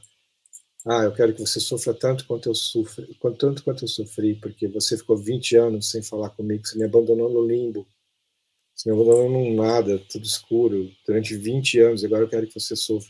Daí teve que destruir o micro-ondas. Eu não sei se essa história é verdadeira ou não, mas isso me fez pensar que a inteligência artificial é um pouco como os servidores do ocultismo, né? Sabe aquele negócio de É. servidores? Você criar uma criatura conforme o pensamento para ele fazer um serviço para você. Sim. E Aham. a teoria é que se você deixa essa criatura sem alimentar durante muito tempo, ou no caso de amigos imaginários, sem pensar durante muito tempo, que é o que o cara fez, elas Uhum. se voltam contra você. E elas começam a sugar a sua energia, e isso é um negócio Caramba, pesado. cara, todo mundo tem que voltar para a igreja mesmo. Desde criancinha. Criancinha, quem tem Você filho não com pode amigo nem ter amigo imaginário. imaginário, é? É. Não, mas assim, um dia que ele esqueceu o amigo imaginário, não lembrar dele, sei lá, se o moleque tem uma tendência à esquizofrenia. Porque tem um texto do Olavo, olha pra você ver, o Olavo escreveu na Revista Planeta. Ele depois renega a maior parte dos textos dele, se bem que foi. Quando ele falou do Zonde numa aula dele, eu falei, eu já li sobre isso. Eu fui ver na Revista Planeta e era um artigo do Olavo. Uhum. Entendeu? Agora ele tinha um texto dele que ele fala que é besteira, que eu conversei com ele, ele falou, não, isso é besteira, tal. Mas que na época ele, não sei se ele pesquisou, escreveu sobre isso, que era assim, eles não estão loucos, eles veem espíritos ou veem mortos. Tipo assim, como tem cara que tá com esquizofrenia que vê alguém, conversa com alguém. Uma vez eu encontrei um irmão de um amigo meu que teve, esse irmão desse amigo meu teve problema com drogas, né? E isso assim, com 14 anos, cara. O pai dele era empresário, tinha grana, e aí ele começou a cheirar muita cocaína e tal. E ele era amigo de um amigo meu, nunca foi uma pessoa próxima a mim, né? Só via ele de vez em quando eu ia numa lanchonete lá que eles tinham. E aí eu sei que um dia, ele já com 20 e poucos anos, a gente estava num show de rock no Jardim Botânico aqui. Na época que os ambientalistas não enchiam o saco, você podia fazer festa no Jardim Botânico, que agora você assusta os macacos. Ai. Macacos são triggered. Macacos É, millennials ultrassensíveis. os macacos eles tiveram aulas de esquerdismo na faculdade, eles não gostam de barulho, entendeu? Incomoda eles. Enfim, mas aí o cara me contando o seguinte, que ele chegou a ser, uma vez telefonaram para a casa dele, a polícia tinha prendido ele com 14 anos, num motel com duas prostitutas, ele tinha sumido, já tinha uns 3 dias, estava pagando as prostitutas com cocaína, entendeu? E aí eu sei que ele voltou para casa. Ele disse que um dia, ele contando pra mim, ele chegou em casa, estava detonado assim de beber e de cheirar. sentou, ligou a televisão, sentou no sofá. Quando ele olhou no canto, tinha um diabo, cara. Ele viu o diabo. Ele falou igualzinho das imagens, com perna de bode, corpo aqui de homem, tronco de homem, né? Tórax bem masculino assim, os braços de homem, a cabeça era meio homem, meio bode e com chifres enormes. Ele falou, fiquei em pânico. E ele não parava de olhar para mim, dava uns passos para frente, parava, às vezes dava um passo para trás, né, e ficava me olhando. Ele falou para mim, Yuri, você acredita que eu vi era o diabo mesmo? Aí eu falei, cara, há muitas possibilidades. Pode ser isso que a gente está falando, né? Ele estava encanado com isso há muito tempo. Pode ser uma forma de pensamento sua, né? Sua imaginação criou aquilo, você estava num estado já que você abriu sua visão de alguma maneira e viu aquela coisa. Pode ser uma alucinação. É melhor você ir no médico e ver se está com esquizofrenia. Pode ser alguém, ou você simplesmente abriu sua visão, como alguns médiuns têm, como alguns pajés têm, como alguns mestres budistas têm, e de repente um cara que já desencarnado, que acredita que ele é o demônio, diz que tem cara que morre e acredita que é o demônio, né? E Não duvido nada. E ele se transforma num, e fica agindo por aí como não sei. Pode ser isso. Por falar nisso, uma das coisas também que me metiu medo quando eu era criança era a doutrina espírita de espíritos ovoides. Porque a minha família era espírita. Espíritos ovoides, isso eu nunca ouvi falar, cara. Espíritos ovoides, porque algum livro espírita fala isso, eu acho. E que quando o espírito é muito atrasado, ele começa a perder a forma humana e começa a ficar ovoide. E isso me aterrorizava completamente. E daí eu me lembro de olhar para o Tim Maia e achar que o Tim Maia era um espírito ovoide. Porque ele era meio oval, né? Eu morria de medo do Tim Maia. Tem um cara aí que dava curso de projeção astral, o Wagner Borges, ele falava que ele chegou a ver o Tim Maia depois de desencarnado, que ele estava super feliz. Eu acho que ele virou esse negócio ovoide não, viu? Eu só não sei se ele foi lá pro mundo, como é que eles falam? Do Universo em Desencanto. Tem outro livro doido, né? É a nossa cientologia, né? O Universo em Desencanto é a nossa cientologia aqui. Não, menos bem sucedido. É. E um dos livros do mundo racional, né? Foi pro mundo racional. Universo, que no mundo racional basta você ser um ovoide mesmo. Um dos livros que a gente tinha em casa também tinha uma gravura, acho que era do Leadbeater, acho, que era a casa de Mozart em Saturno. E quando ele morreu, ele foi pro planeta Saturno. Daí tinha a casa dele. Achava legal. Que louco, cara. Tá vendo? Isso é totalmente realismo fantástico. A casa de Mozart em Saturno. Eu usei isso, se eu não me engano, num dos meus livros, A Casa de Mozart em Saturno. Eu falei como se fosse um fato. Ele foi para Saturno, aceita. Que doideira. A Hilda, ela me mostrou uma revista que ela tinha lá, que ela fez aquele negócio de transcomunicação, né? E ela me dizia que o pessoal já está recebendo fotos. Ela me mostrou uma foto que ela disse que era uma foto da casa do Júlio Verne, cara. O Júlio Verne, da casa onde ele mora hoje em dia, que ele teria enviado não sei para quem e as pessoas receberam. Você viu? Ela tinha foto que é tipo uma torre da casa, que é como se fosse uma casa meio Art Nouveau, entendeu? E que, segundo dizem, a superfície dela tem uma... É quando a pessoa toma mescalina, ácido, cogumelo, e as superfícies estão sempre se movimentando, com cores, é como se a superfície dela ficasse se movimentando, assim, entendeu? Digamos assim, a imagem a pintura do negócio, entendeu? Mas era tipo uma torre de uma casa meio Art Nouveau, tive a impressão. Uma casa mais ou menos como eu gostaria de ter. Vou tentar me hospedar com o Júlio Verne lá. Eu gosto. Mas agora onde fica essa casa eu não tenho a menor ideia. Ela fica em Perdizes. Espero melhor Perdizes do que em Perdidos, né? Perdidos no quinto, né? Nos quintos.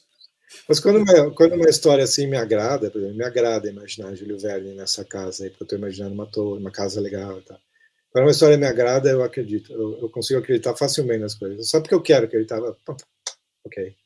Aceito como um fato que Júlio Verne está numa casa com uma torre Art Deco. Acho que é Art Nouveau, eu acho que é mais legal Art Nouveau do que Art Deco. Porque tem aquela coisa daqueles como chama, aqueles vitrais, né, Combina mais com o Júlio Verne. Aquele é um estilo que é o, como é que steampunk, né? É. Pois é, cara. Então, tudo isso assim dá margem a muito realismo fantástico. A história do Kafka já não é um realismo fantástico, né? O cara, ou é? Qual é a fronteira? O cara que acorda é um Por que inseto não? cascudo. Não é? É que é um termo que só é usado na América Latina, né? Aqui o pessoal usa muito realismo mágico. Talvez seja isso, assim, uma fronteira. Realismo mágico é quando a coisa já extrapolou demais. Porque o realismo fantástico você conta para um cara que até estuda física, não acredita em Deus, e ele pode ficar pensando assim, será que isso é possível e tal? Eu Mas é tenho. uma coisa que eu não gosto muito nessa vertente na América Latina, especificamente, que eles pegam algo muito interessante, que são todas essas coisas absurdas e sobrenaturais, imaginativas, para falar de um negócio meramente político. Nossa. Que é, muitas vezes eles fazem, que é o que se caricaturava a Hum. literatura fantástica, dizendo que o general tinha 3 metros. Né? Você faz um negócio tão legal quanto os Gigantes para falar meramente de um ditador, uma situação histórica específica da América Latina, me parece muito É. mesquinho. Porque, por exemplo, olha só, o pessoal fala de viagem espacial. O livro, durante momento algum, o pessoal fala, o livro foi escrito por extraterrestres. Em momento algum, eles falam até de que há outros planetas habitados ou habitáveis, mas não falam de viagem interespacial de naves corpóreas. Todas as viagens que eles falam são feitas por anjos, cara. Então eles transformam espíritos transportam espíritos da maneira que os espíritos estão e transportam seres materiais primeiro desintegrando os caras, ou seja, eles matam o cara e reintegram o cara corporeamente no lugar, entendeu? São os anjos transportadores. Eles falam, inclusive, quer dizer, eles falam que quando a gente morre, a gente é levado por um anjo desse, entendeu? Nós despertamos já nos mundos das mansões, né? Que eles falam que são 7 mundos das mansões. Os 3, se eu não me engano, os 2 primeiros não são revelados, o que já dá a impressão infernal da coisa, entendeu? Mas do 3 para cima talvez seja uma coisa mais do purgatório ao menos purgatório. Isso tudo antes de você partir para o universo central, que é um universo ele é perfeito, ele não evoluiu no tempo.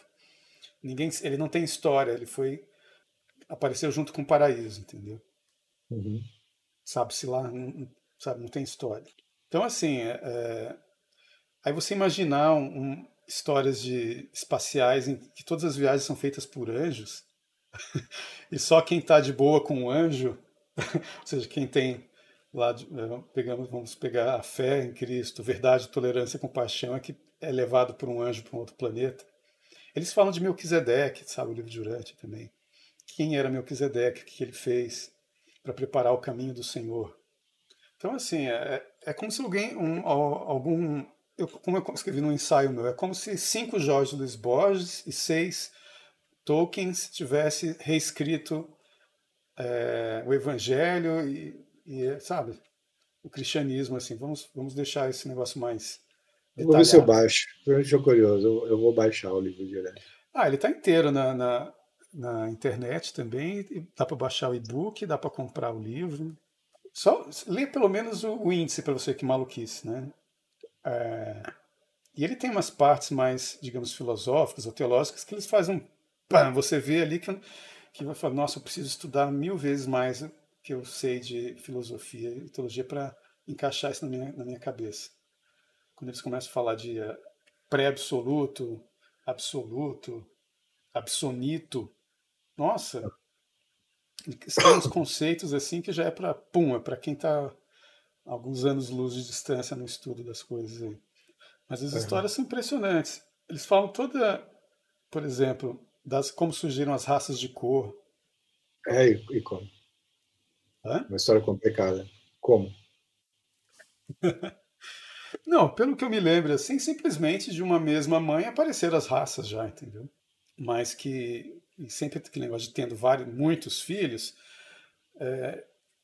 eu não falo sobre. Porque às vezes algumas ideias ficam tão pregadas na minha cabeça, porque no meu livro do Dr. João Pinto Grande tem o primeiro conto, que é a Sábia Ingenuidade do Dr. João Pinto Grande, é um advogado que atende um cara que quer processar os colegas de trabalho por racismo, né, por o bullying que estão fazendo com ele. Chamam ele de prompt de comando.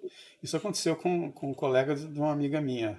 Ela achou graça. Ela mulata, o amigo dela negro, né, reclamando dos caras, chamava ele de prompt de comando. Eu imaginei, então, um advogado, né, que já sofreu bullying também por causa do nome, João Pinto Grande, e vai conversar com ele sobre isso. E uma coisa que ele fala para ele sobre raças, que é o seguinte, que o cara pergunta para ele, você acha, o Dr. João Pinto pergunta para o personagem, né, você acha que se não houvesse raças no planeta, haveria mais paz? Aí o cara fala, claro que sim, se todos fossem da mesma raça. Aí o João Pinto Grande fala para ele, se existisse só uma raça, o ser humano já teria sido extinto. Ele mesmo teria matado a si mesmo. Né? Por que isso? Ele fala, porque houve uma época em que o homem ele já tinha esquecido várias coisas que haviam sido reveladas para ele e voltou à selvageria.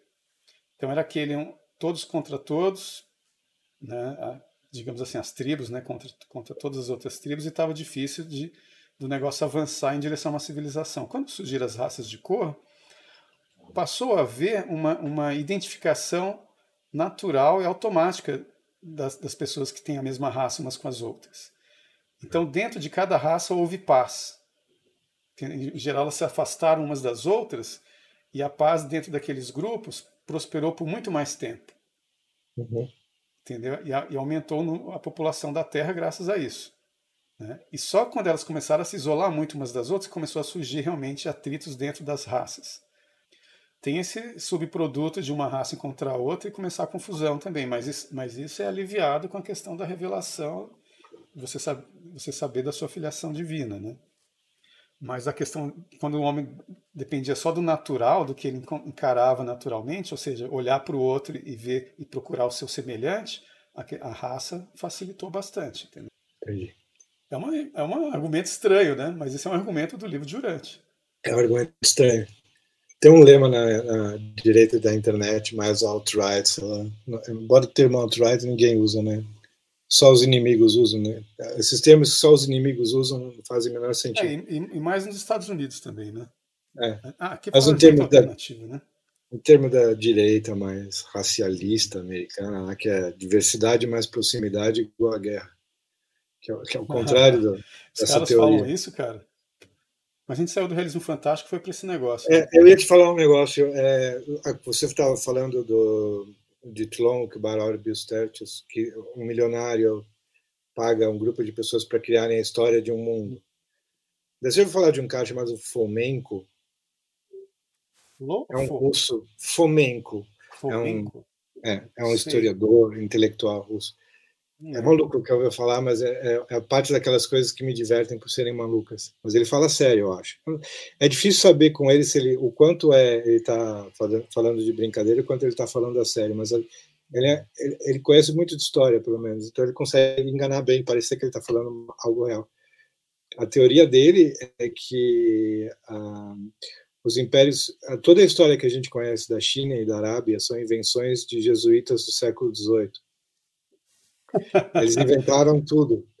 E, se eu não me engano, também outra das teorias dele é que no ano 700 depois de Cristo, o imperador Otto III, eu acho, e o Papa Silvestre II, estou chutando os números, eles se reuniram e eles tinham motivos para querer dizer que estavam no ano 1000. E ele dá os motivos lá, que eu não vou lembrar, mas tem a ver também com o fato de ser um número redondo, que tem um significado simbólico deles estarem no poder no ano 1000. Então, eles criaram do nada a história de 300 anos, que é a história da Idade Média, que nunca existiu. E eles pagaram um exército de monges para eles criarem documentos falsos, ruínas de igrejas, músicas, poemas, para fingir que existiu aquele período da Idade Média que nunca existiu. E Carlos Magno também foi inventado do Esse nada. cara afirma isso ou esse é um romance que alguém acredita Não é um nisso? romance, agora eu não sei com quanta seriedade ele fala isso. Ele parece falar sério. Mas eu não sei se é aquelas pessoas que É. fazem trollagens muito, com aparência muito séria e você acha que a pessoa está falando sério e ela não está. Eu Uhum. sei que a ideia me agrada, porque é tão maluca que dá uma certa diversão durante um segundo. Você imagina se for verdade. Né? Carlos Magno nunca existiu também, foi uma invenção. Uhum. Toda a era carolíngia é uma invenção de monges do século de 700 depois de Cristo, né, do século Uhum. 8. Realismo fantástico, né? Porque se alguém começa a ler e acreditar nisso, é como se o realismo fantástico fosse uma fake news divertida, interessante, né? Artística, né? É, a fake news artística. É. É, muito cara que faz fake news e muitos caras que criam novos sistemas filosóficos, se tivessem feito literatura de ficção, teria sido muito mais interessante, É que né? a maior parte delas são sem graça, né? São pouco criativas, né? Uhum. Mas essas que são mais criativas, assim, eu gosto. I enjoy it. Se tivesse um clube da apreciação das teorias da conspiração, acho que eu entraria no clube da apreciação das teorias. Já viu aquela que o universo acabou em 2012? Nós estamos só na inércia aqui vivendo uma imagem do negócio. Não, Tem porque isso? quando quiseram fazer aquele negócio das partículas Higgs boson, Uhum. o universo acabou. E tudo que a gente está vivendo é um simulacro. É, essas coisas de simulacro, cara. E esse pessoal do calendário maia, cara, na virada do milênio, aí eu conheci um monte de pessoal do calendário maia, né? Você vai ver matematicamente o negócio, faz mais sentido mesmo você coordenar o tempo na Terra, inclusive com o da galáxia. E o ano caberia normalmente, quantos meses? Não sei se são agora 10 meses ou 11 meses, sei lá, de 28. Esqueci agora, mas com um dia fora do tempo. No final do ano, tem um dia que não pertence nem ao ano passado, nem ao ano que vem. É um dia fora do tempo, né? Aí acaba com esse negócio de ano bissexto, não tem mais mês com 31 e 30, não tem mais fevereiro com, sabe, 29, 28. É um negócio que todos os meses vão ter 28 e vai ter um dia fora do tempo. É interessante. Agora eles acham que se todo mundo passar a usar esse calendário, vai despertar não sei o que no ser humano, todo mundo vai ter uma iluminação e tudo vai ficar ótimo. Mas aí já extrapolaram o negócio, entendeu? Mas um monte de gente acreditava nisso e ainda acredita. Eu não sei quantos sobraram depois de 2012. Eu fiquei por fora dessa movimentação aí. Nossa, eu conheci várias pessoas, porque eu ia muito em rave, tinha várias pessoas do calendário maia nas raves, né? Eu achava interessante conversar com esse pessoal. Nessa época eu conheci muita coisa maluca, né? Eu fui entrevistar um pessoal para a revista 89 Rock, Rádio Rock de São Paulo, lá. Era uma banda que chamava Mocotó Jam. Tem a Pure Jam, tinha a Mocotó Jam lá em Alto Paraíso, né? Aí eu fui com um cara que era o dono da editora que publicava a revista, o Rogério Franco. Aí a gente entrevistou lá os caras. E os caras, por exemplo, eles contavam que eles tomavam chá de cogumelo e iam pro mato jogar RPG. E quando eles estavam jogando RPG, aparecia um ser espiritual que era o mestre deles. Entendeu? Isso é uma história que eles me contaram lá, entendeu? Imagina que maluquice. Realismo fantástico. Eu nunca falo assim, eu não acredito nisso, você tá maluco. Eu simplesmente falo, é mesmo? E como é que era? E daí? E depois? Eu sempre quero saber mais, entendeu? Que são histórias Sim, assim interessantes. Só que aí um cara que estava lá, que era o dono do hotel, que acompanhou a gente, falou assim: Nossa, pela maneira como você conversou com eles, eu acho que você vai gostar de conhecer uma outra pessoa. Aí me levaram para conhecer a dona da padaria na época lá da cidade, que era Juraci, o nome dela, que era uma senhora de 68 anos de idade que dizia ser a mestra Ascensa Portia, da Grande Fraternidade Branca, o espírito consorte de Saint Germain. E ela falava pra caramba de Saint Germain, que Saint Germain tem as histórias que ele aparece em vários diários de nobres do século XVIII, né? aquele era imortal, né? Que ele era imortal. Diz que ele encontrou uma mulher quando ela era novinha, depois reencontrou ela já era uma velha e ele continuava novo. Que ele sempre tinha dinheiro, transformava coisas em ouro, né, para se Tem manter. também uma história que ele convidou um casal, um pai e uma filha para jantarem na casa dele e tinha uma sala que ele não queria que eles entrassem, mas uma hora a garota que fez questão de ir, enquanto eles estavam ocupados com o jantar, ela foi e viu um quadro que parecia ter sido pintado no estilo de 2 séculos antes e com alguém que era a cara do Conde de Saint-Germain, exatamente como ele estava naquele momento. Uhum. Daí ele chegou lá, ficou meio embaraçado, pediu para eles irem embora, e no dia seguinte todos os móveis, a casa estava sem ninguém, os móveis tinham sido vendidos e ele sumiu da cidade. Ela contava essas coisas. E ela dizia que ela é a mulher dele, entendeu? Ela falava que ele foi São José, o pai de Jesus, que ele foi Roger Bacon. Falava um monte de coisa dessa. Ela diz assim: quando eu estou aqui na Terra, ele está lá. Quando ele está aqui, eu estou lá. Um sempre monitorando e ajudando o outro E do lado espiritual. ela era dona de uma padaria, você falou? Dona de uma padaria em Alto Paraíso. E ela dizia assim: eu sou uma entrante. O realismo fantástico da coisa, mas o que é uma entrante? Eu perguntava para ela. Ela falava, não, na verdade esse corpo não é meu. Eu era uma espírita lá de Santa Catarina. Um dia teve teve como fala, um blackout, porque era uma nave, mas uma nave que não de material, não corpóreo, é uma nave que transporta tipo o corpo astral dos caras, né? O pessoal aí que fala de demônios pode até falar, eram demônios. Porque ela tinha um papo meio parecido com o Lúcifer do livro de Urante, entendeu? Tipo, era universalista, não era personalista. Não acreditava em Deus pessoa, mas inteligência universal. Ou seja, esses dois caras apareceram para essa mulher e propuseram para ela o seguinte: ó, você já está chegando no fim da sua vida, você é uma boa pessoa, já terminou sua missão, criou seus filhos, você pode mas você pode simplesmente morrer, que você vai morrer em pouco tempo, ou você pode doar seu corpo para a Portia, que é essa mulher que vai ficar em volta de você. A mulher que era uma médium ficava vendo uma moça perto dela. Aí a Portia falava para mim, era eu. Aí ela disse que ela foi para um lugar que se chama Salto del Uruguai, não sei. Acho que é Salto del Uruguai, no Uruguai mesmo. Tem uns banhos termais lá. Ela disse que essa mulher entrou na piscina, relaxou lá, aí dormiu, saiu do corpo, foi embora e ela tomou o corpo da mulher. Ela disse que tem um centro intraterreno debaixo desse lugar, e esse centro intraterreno tem umas energias necessárias para adaptar o corpo causal dela, não sei, ao corpo, o novo corpo astral e o novo corpo físico dela, que era dessa mulher, né? E aí ela saiu, Portia já, foi para casa, separou do marido e foi fazer palestra e foi parar lá em Alto Paraíso, casou com um cara, ela tinha 68 anos, casada com um cara de 24. Os dois padeiros. Né?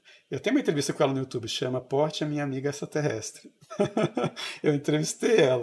Eu falei, ó, isso dá uma história de ficção científica maluca, entendeu? Eu vou ver, a mulher de Saint-Germain que tem uma padaria. Porque parece, inclusive, história do Swedenborg, né? O Jorge Luiz Borges tem um texto ótimo sobre o Swedenborg, né? Swedenborg é muito interessante, mas é uma descrição do mundo do lado de lá tão absurda que se aquilo for realidade, o universo não faz o menor sentido. Ele fala umas coisas que eu acho que são meio limitantes, porque ele fala que os anjos são quem? São pessoas que já foram homens, só isso.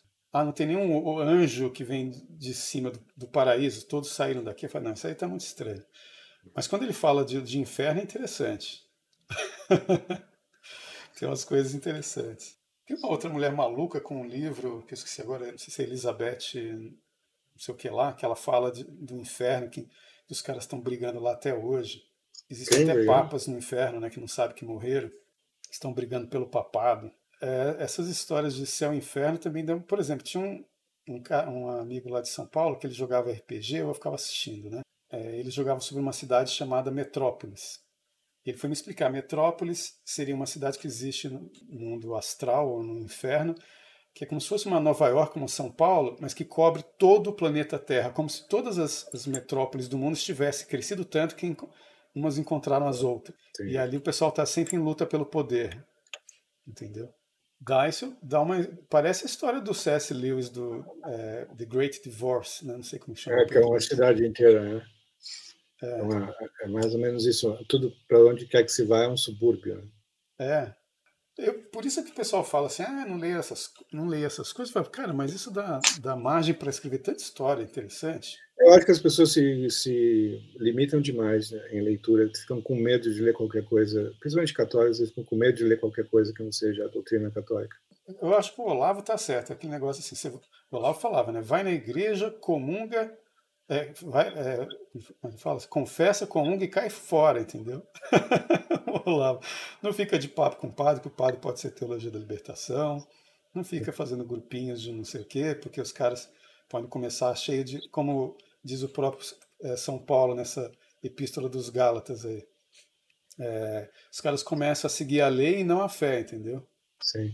No caso da época era a lei mosaica, agora é o próprio evangelho, do jeito que ele está lá, as epístolas, os atos, começa a seguir aquilo como lei, não como a maneira de confirmar a sua fé ali, né?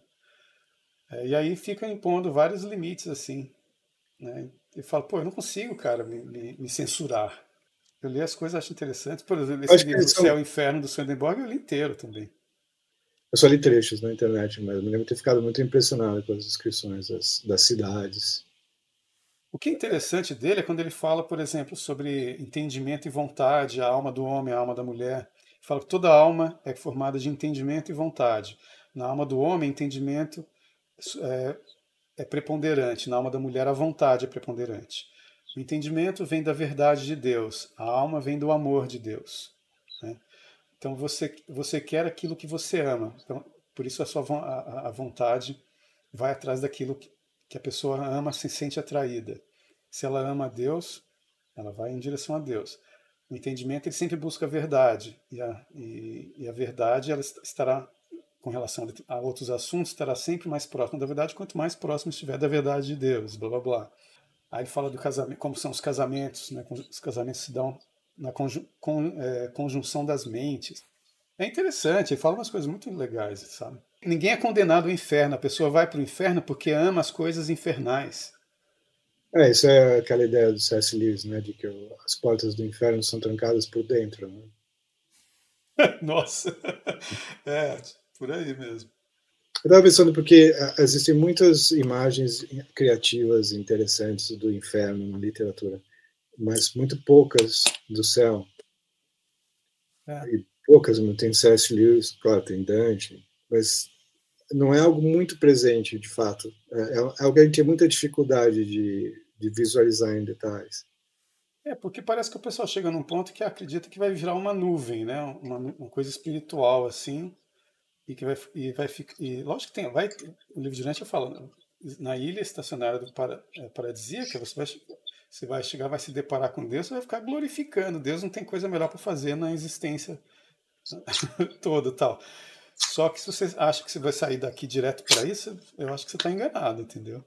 Uhum. Esse pessoal que acha que vai escapar do purgatório igual o Padre Pio, só o Padre Pio, só os santos eu acho que escapam do purgatório, entendeu? E nem todo mundo é tão, sabe, nem todo católico, etc., é automaticamente santo, entendeu?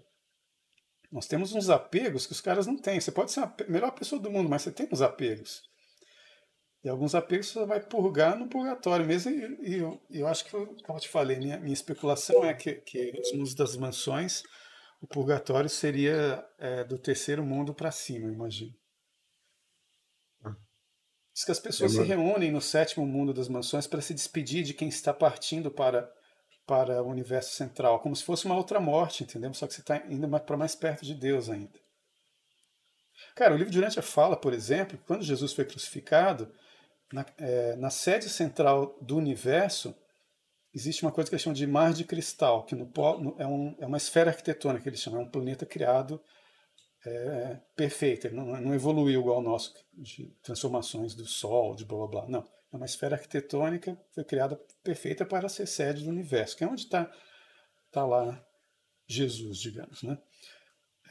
E é o que acontece, existe ali um lago de cristal, que é como se fosse um polo do negócio, que é gigantesco, que recebe as transmissões cósmicas, as transmissões do universo. E existe um anfiteatro gigantesco onde cabem bilhões e bilhões e bilhões e bilhões de seres sentados ao mesmo tempo, né, para assistir as transmissões. Diz que os caras assistiram ao vivo a crucificação de Jesus, cara. E que estavam todos horrorizados. Tipo assim, o Senhor do Universo, o Criador do Universo, foi para lá e olha o que os caras estão fazendo. Entendeu? É louco imaginar isso, né? Tipo, você falou, ninguém nunca escreveu sobre o céu. Imagina escrever sobre o dia em que o cara assistiu o Senhor do Universo lá ser crucificado na capital do universo, entendeu? Na sede central. boa cena. tem a sede central do sistema, que é onde estava Lúcifer, onde teve a guerra, né? E quando eles descrevem a guerra, eles nunca falam de violência, mas houve uma guerra em que anjos morreram mesmo, entendeu? Mas sempre dá a impressão que a guerra foi feita como que através de discursos, como se o anjo Gabriel, que era naquele momento estava ali no comando, falasse umas coisas e matavam os demônios, entendeu? E aí Lúcifer falava umas coisas que matavam os outros caras. E é engraçado que minha irmã, eu conversei isso com minha irmã que leu muito sobre o hinduísmo e todas as tradições do hinduísmo, como chama lá, esqueci agora, o conjunto de livros deles, né, que tem Mahabharata, né? Ela fala que a guerra que teve no céu foi através de mantras. Não é interessante isso? Sim. Havia uma Então, tradição os poetas dos celtas, eles não eram capazes de matar com poemas, né? Eles escreviam poemas satíricos contra alguém, a pessoa morria muitas vezes de vergonha. Era aquilo que a gente estava falando dos caras, né, que faziam aquele programa de comédia do Jim Martin, né, os rostos, né? Como se fosse isso, né? Agora imagina o rosto de Lúcifer, né? Não, então tá na hora de parar, cara. Nossa, dá 2 horas mesmo. Só que sempre começa, vamos falar de não sei o que, e exagera e vai muito mais longe, né? Enfim. Não, mas daí também. Tem que deixar. Eu prefiro, assim, ser desestruturado e para onde for naturalmente foi, né? Vamos ver o que a gente vai falar aí do próximo. Não sei ainda se vai convidar alguém. Mas pelo menos essa conversa aqui já deu. O pessoal já vai ter um monte de gente querendo me matar, querendo me excomungar. Eu só estou lendo um livro que eu comecei lendo como se fosse Alice no Fantástico. Como eu li a Banda Blavatsky, eu li do mesmo jeito, porque eu li como se estivesse lendo uma história do Conan mesmo. Eu cheio de impérios secretos e criaturas monstruosas. Tá bom, Yuri. Mas a gente conversa mais, cara, foi muito legal. Aí são assuntos que eu tô vendo que você tem também, sua bagagem aí. Eu gosto, eu aprecio. Se tivesse uma lareira por perto e umas cervejas, completaria o quadro. Eu só tenho medo de falar demais. Eu quase falei do assunto que eu vou botar do meu livro, que tem a ver com o Wolfgang Schmidt, quando ele fala de geocentrismo e outras coisas mais na história que eu estou escrevendo do terraplanista na estação espacial. Não, reserva. Quase falei. Mas eu não falei porque eu esqueci, eu pensei antes, entendeu? Então, melhor assim não deixar a surpresa. É isso aí. Então, beleza, Alexandre. Valeu de novo. Gente, obrigado. Valeu, obrigado. Coloco o óculos porque Valeu, é o único óculos que está funcionando. Valeu, Alexandre. Valeu, Yuri. E obrigado, gente. Até na próxima semana vai ter mais outro aí. Vindo os bigodes. Um abração para todo mundo e até mais.